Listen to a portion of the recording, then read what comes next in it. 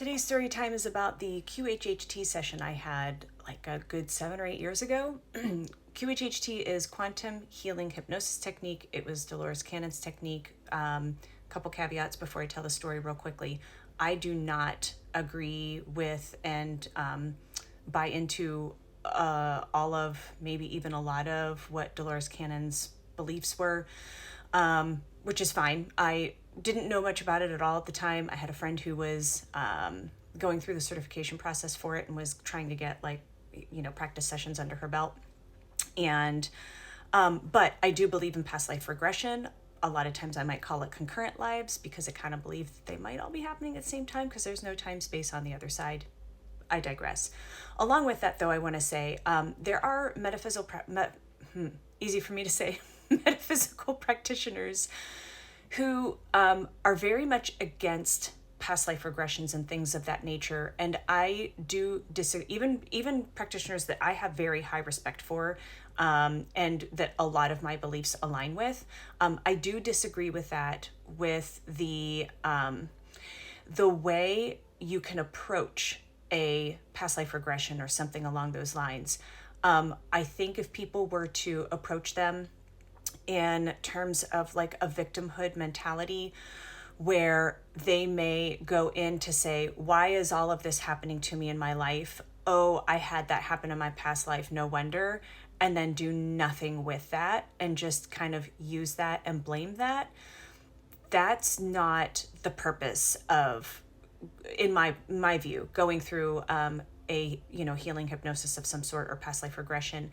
In my view, if you are going into that with the approach of, should something come up that I can see ties to that are occurring as themes in this lifetime, and I can use that information to work towards better healing and a better life going forward for myself in this lifetime, I think it can be very empowering. So I think that, it can be, you want to go in with the right kind of mindset from my perspective.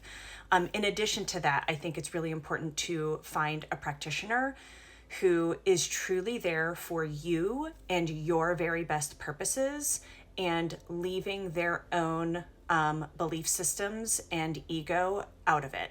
Just like any reader, just like any psychic, just any medium, any healer, if they're coming into it with if they haven't deconstructed what their own beliefs and ideas are and how they want to, because they ask questions of you as part of this, and this is connecting to your soul, your higher self, so that you can understand what's happened in other lifetimes.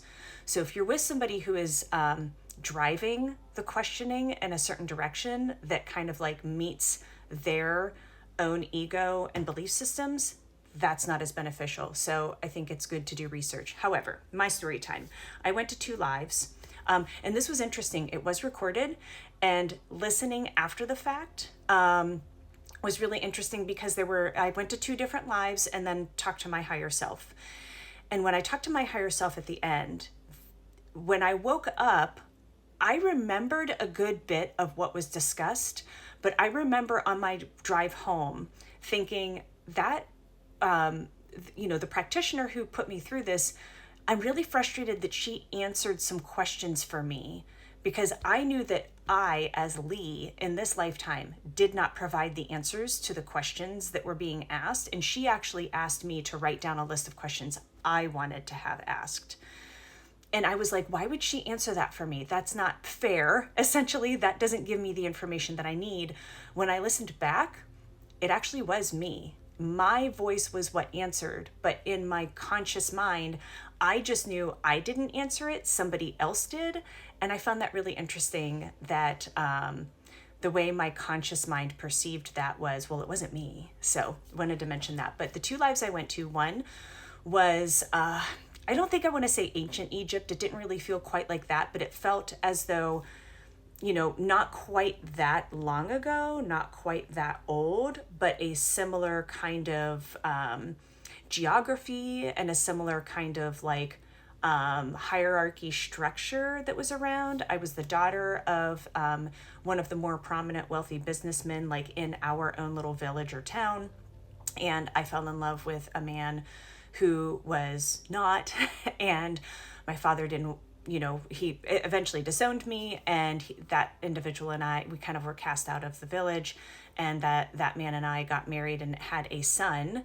And I realized that son in that lifetime is actually my daughter in this lifetime, which I had really never believed quite. I hadn't really bought into that. In fact, when I had this done, I wasn't really even sure what my thoughts were about reincarnation in general. So that was interesting. There were more details, but that was the gist of it. And then the second lifetime I went to, I was on another planet or star system of some sort. The first thing, and I had seen dark with like white lights flashing past me.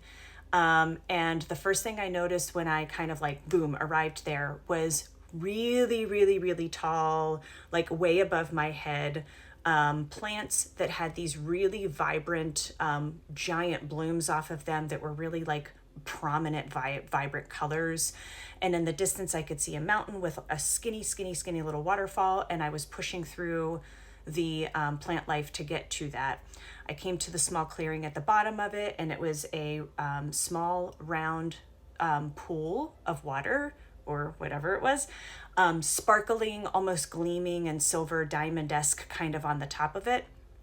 And I realized that I was very tall, very slender. I had and I was describing this to her, I had incredibly long, wavy, blonde hair. I was nude, and the hair even came down and covered over my breasts and into my stomach area. And I walked into the water. And my purpose, my job, was to cup the water into my hands and pour it over myself to cleanse myself, to be ready for my next lifetime, and to teach and train others to do the same.